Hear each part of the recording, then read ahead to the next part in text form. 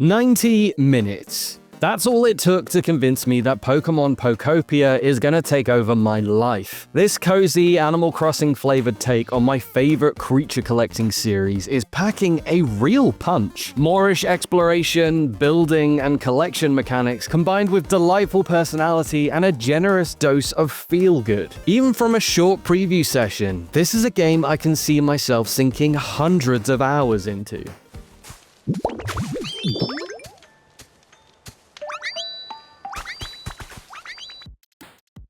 Right from the get-go, Pokopia throws you deep into its charm. You play as a lonely Ditto, missing its old trainer, who has ominously disappeared without explanation, who you can customize to match your vision before being sent into a desolate region, left in total disrepair, totally absent of people and most Pokemon. But that's where you can help, and where the compelling gameplay loop comes in. Unlocking more Pokemon relies on you cultivating the correct habitats for them by using abilities unlocked from your new friends. More on that shortly. You occasionally find traces of Pokemon that show what kind of habitat you should be looking to create, which seem pretty varied. From simple ones like tall grass for Bulbasaur, to more specific ones like an exercise area for Hitmonchan or a sauna for Politoed. You'll seemingly have to do a lot of renovation to lure in every Pokemon. Some are rarer than others too.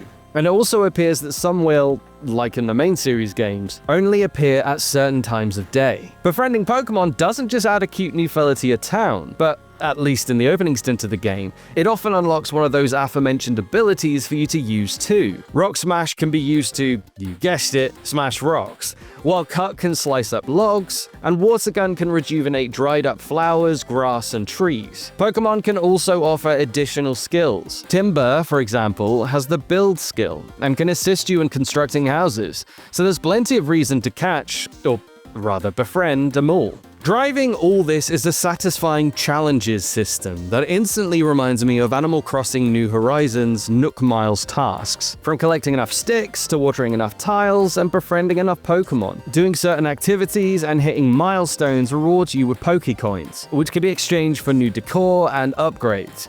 I buy a bag upgrade to carry around more items, for example. Some tasks and items in the shop are labeled as daily, bringing that real Animal Crossing feel to the game, and giving reason for you to keep coming back day after day to see what's new. It doesn't seem like you'll ever be at a loss for something to do. On top of all of that, you've also got exploration aspects and terraforming to delve into, allowing you to directly shape the world around you, block by block. I don't spend a massive amount of time terraforming in my hands-on, but it seems to be limitless. Using Rock Smash, I tear the scenery apart before using a Kirby-like Inhale move on the material left behind to collect it and place blocks elsewhere, Minecraft style. In one particularly satisfying moment, I smashed through a rock in a cliff, causing water to cascade through and fill out a once barren trench, turning it into a scenic waterfall and river. All of this is underlined by some serious personality I wasn't expecting Pokopia to have. The amusing dialogue options combined with the general visual comedy of your clumsy Ditto protagonist is so charming. Even in their human form, Ditto strolls around with a bounciness that could only be achieved by a sentient blob, with jelly-like limbs that flail around as they go.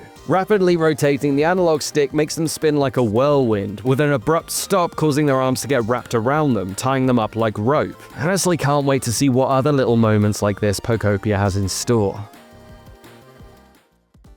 As someone who's been waiting years for a new Pokemon Mystery Dungeon game, I'm very pleased that Pokopia not only brings back the talking Mons I miss so dearly, but they all seem to have some flavor of individual personality here too. From only an hour and a half with the game, I couldn't say how deep this goes. So far, all I can tell you is that Charmander seems like a very enthusiastic, energetic source, while Hitmonchan loves to punch rocks. Good for him. However, you can complete tasks for each Pokemon to increase the comfort level of their habitats, as well as give them gifts which seemingly increase some sort of friendship value. In addition, you can listen in on conversations between different Pokemon chatting, forming connections between your residents. All of this has me hopeful that they could all have some level of individuality, which, if so, could make them feel deeper than Animal Crossing villages, which vary very little on the whole thanks to their preset personality categories. Now, Pokemon Pokopia's experiences aren't limited to single player either, as playing in co-op is also a blast.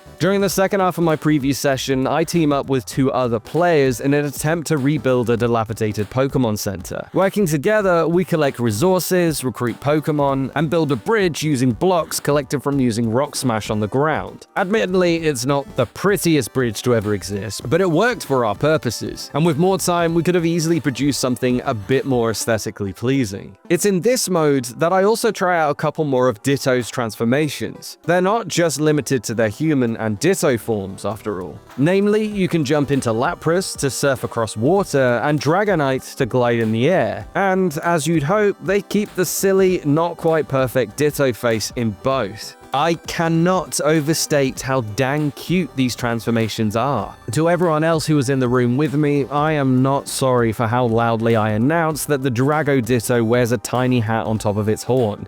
It needed to be pointed out. In short, Pokemon Pokopia is looking dangerously good. I've never had an early preview for a game fly by so fast, and could have easily spent the entire day sinking my teeth into the life sim and seeing how deep its systems go. Assuming it stays this engrossing beyond its opening, which, let's face it, is usually the slowest part of cozy games like this, then anyone like me who's invested hundreds of hours into Animal Crossing is under real threats of losing themselves in this to the same degree, if not more. And I'm completely here for it. This really has the potential to be the biggest cozy game since Animal Crossing New Horizons. So, will you be picking up this quirky, cozy Pokemon life sim? What Pokemon are you excited to befriend the most? Let us know, and stick with GamesRadar for the latest on the greatest games of 2026.